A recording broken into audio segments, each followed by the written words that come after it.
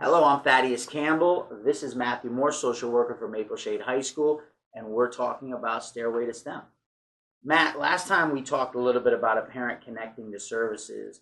I want to talk about something that came as a little bit of a surprise to me in our interaction, and that's grading.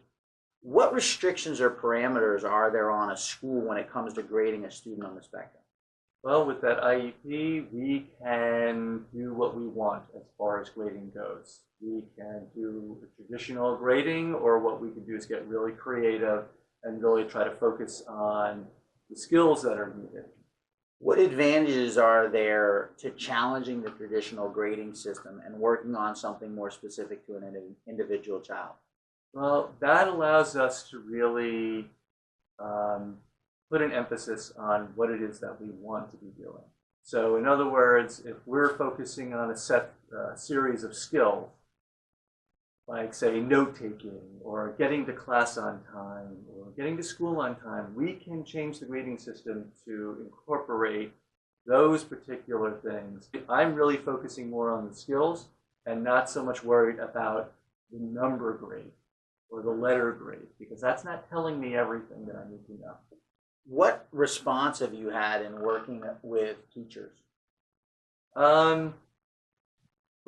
It actually was, this past year was a lot more positive, but still it's not easy to get people to see beyond the traditional grading system. Teachers tend to worry that, how am I going to be grading that student?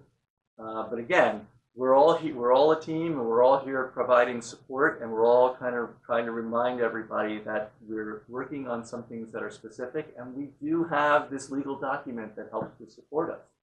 Do you see any advantages that maybe a teacher who is a little skeptical, any advantages that there are for them in being able to use an alternative grading system for a student?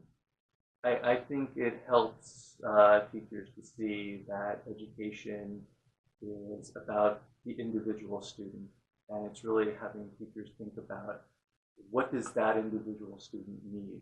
How can creating a different grading system and expressing that to a child on the spectrum help them cope with simply being in the school environment? The student who is on the spectrum tends to be really inflexible. And I've never noticed that with my son. He's never had a resistance to change at all.